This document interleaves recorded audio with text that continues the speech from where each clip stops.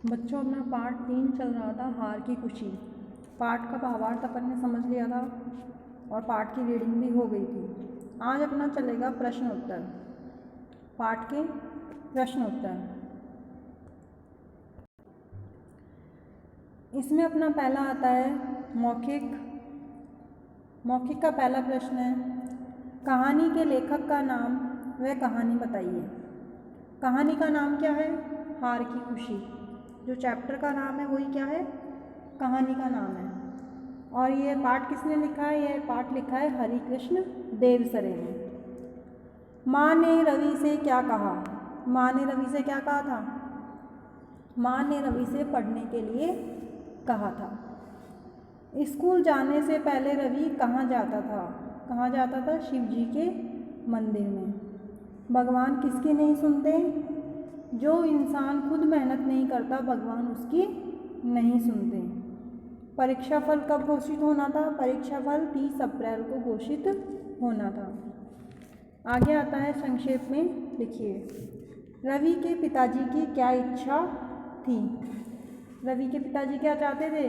कि उनका बेटा खूब पढ़े। तो अपन इसका उत्तर कैसे लिखेंगे? रवि के पिताजी की इच्छा थी कि वह रवि खूब पढ़े। रवि कैसा लड़का था?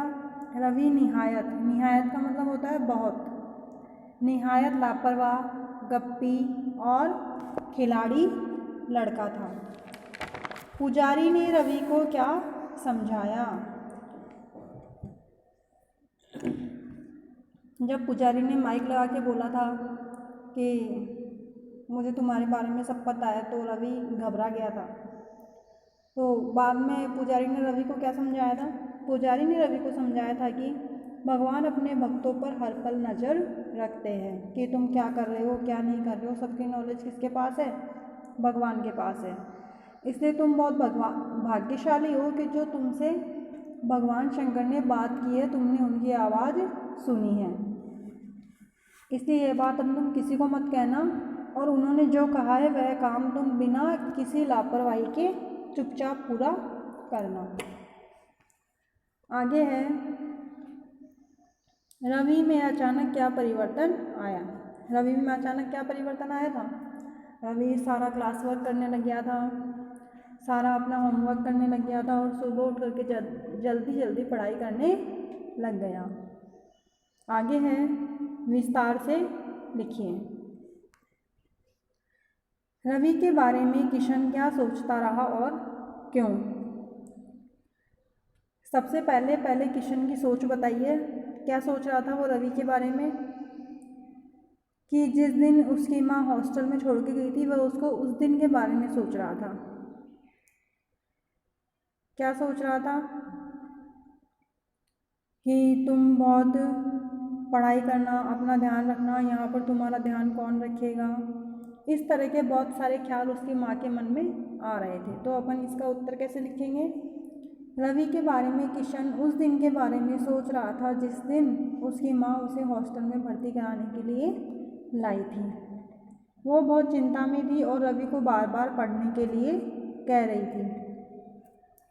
किशन यह सब इसलिए सोच रहा था। क्यों सोच रहा था वो? क्योंकि उसकी माँ किशन को संभला के गई थी। उस दिन से वो दोनों साथ रह रहे थे। तो किशन को क्या करना पड़ता था? उसकी माँ को झूठ बोलना पड़ता था कि रवि बहुत पढ़ाई करता है। और किशन को यह बात अच्छी नहीं लगती थी। उसे अफसोस होता था कि मैं एक माँ को दुख दे रहा हूँ, एक माँ को धोखा दे रहा हूँ। इसलिए किशन रवि के बारे में सोचने पर मजबूर था। आगे आता है,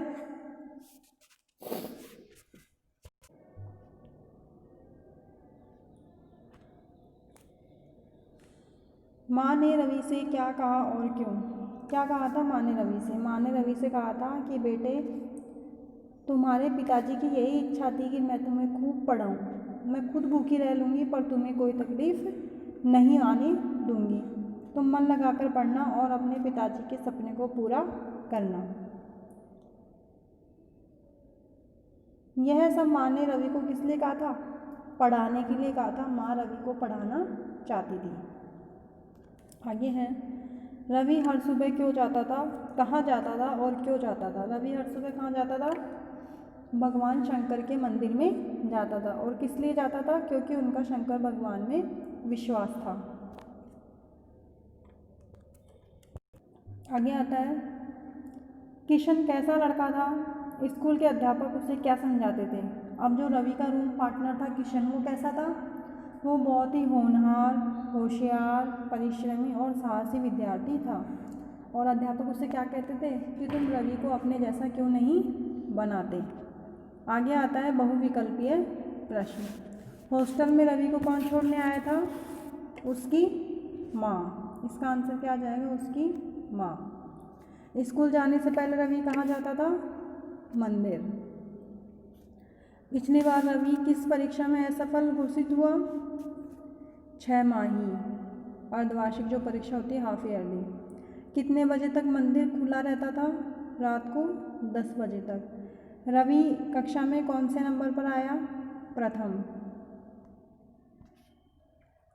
आगे आता है भाषा व्यवहार, मतलब व्याकरण, बोध, व्याकरण से संबंधित प्रश्न। इसमें अपना पहला है, निम्नलिखित शब्दों के विलोम शब्द लिखिए, मतलब उनके उल्टे अर्थ बताने वाले शब्द अपन को लिखने हैं। जैसे नाराज, नाराज का विलोम क्या होगा? खुश। असफल, असफल का सफल। भाग्यशाली, भाग्यशाली का भाग्यहीन। शिष्ट का अशिष्ट। स्थिर का चंचल। प्रथम का अंतिम। कुशल का अकुशल। विवेक का अविवेक। फिर आगे आता है, निम्नलिखित शब्दों के पर्यायवाची लिखिए। पर्यायवाची मतलब समानार्थक शब्द जो हमें समान अर्थ की प्रतीति कराते हैं। इसमें पहला है पवन। पवन को अन्य किन नामों से जाना जाता है? देखते हैं पवन को क्या क्या कहते हैं? समीर, हवा, वायु। मजदूर का श्रमिक, कुली। डर का भय, खौफ, आतंक। निकट का पास, समीप, नज़दीक। अफसोस का खेद, दुखी, शोक। इस तरह से आप ही पर्यायवाची करेंगे। इनके 3-3 या 2-2 पर्यायवाची करने हैं। निम्नलिखित शब्दों को वाक्यों में प्रयोग कीजिए। कुछ शब्द दे रखे हैं, इनके तुम्हें वाक्य प्रयोग करने हैं। जैसे मैं तुम्हें 1-2 करके बताती हूँ। निष्कर्ष,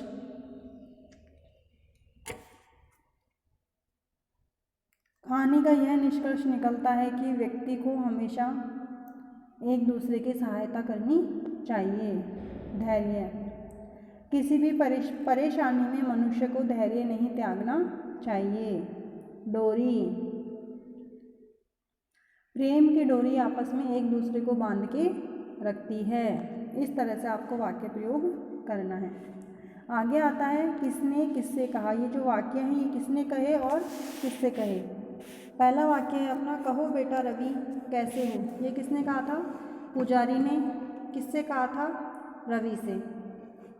आगे है, ठीक हूँ पुजारी जी, ऐसा लगता है भगवान शिव ने आज मुझे कुछ आदेश दिए हैं। ये किसने कहा था?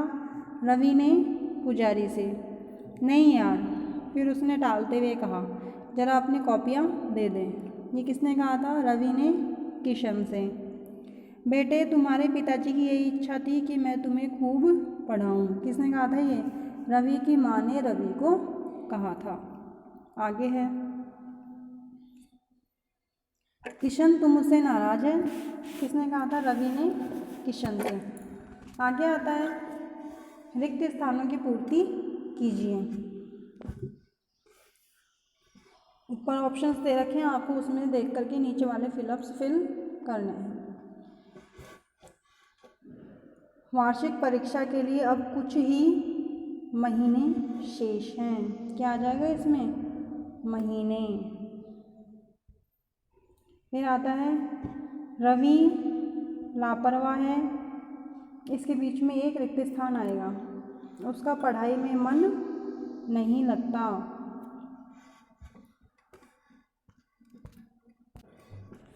आगे है, कभी होमवर्क करके नहीं लाता और क्लास वर्क भी नहीं करता।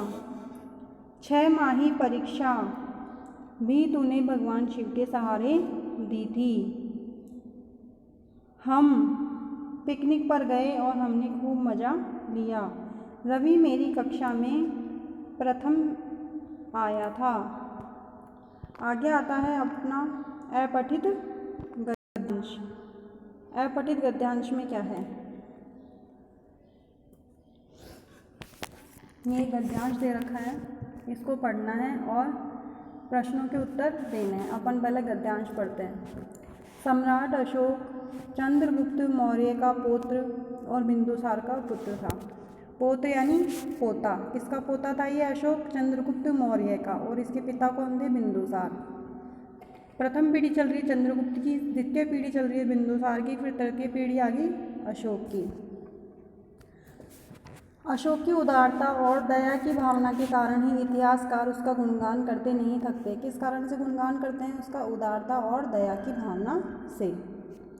उसकी उदारता और दया केवल मानव जाति तक ही सीमित नहीं थी, वरन वह तो प्राणी मात्र का संरक्षक और सेवक था।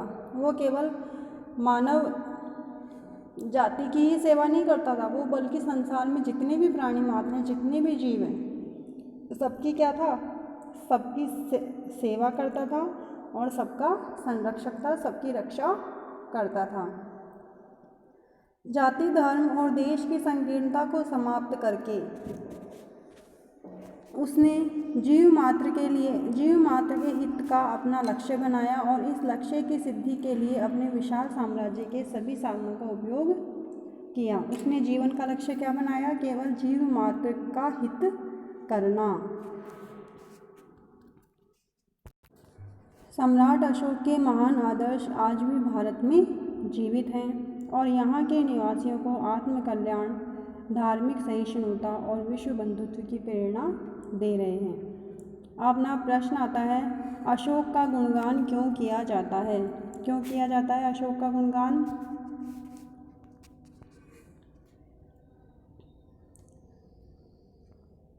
अशोक की उदारता और दया की भावना के कारण। आगे है, अशोक के जीवन का लक्ष्य क्या रहा? जीव मात्र के हित को अपना लक्ष्य बनाया। उनके जीवन का लक्ष्य क्या रहा? जीव मात्र का हित करना। देखो, पहले वाले का आंसर है अशोक का गुणगान क्यों किया जाता है? उनकी उदारता और दया भावना के कारण। दूसरा है, अशोक के जीवन का लक्ष्य क्या रहा? जीव मात्र के हित, यानी कि जीव मात्र के हित के बारे में सोचना ही क्या रहा? उनका लक्ष्य रहा। सम्राट अशोक के आदर्श हमें क्या प्रेरणा दे रहे हैं? आत्मकल्याण, धार्मिक सहिष्णुता और विश्व बंधुत्व की प्रेरणा दे रहे हैं। उदारता, सीमित और हित का विलोम। उदारता का विलोम क्या होगा? कृपण या अनुदारता। सीमित का असीमित, हित का अहित। आज का भी अपना पाठ 3 पूरा होता है। अगर कुछ भी समझ में नहीं आया हो तो कमेंट बॉक्स में कमेंट करके बता सकते हैं।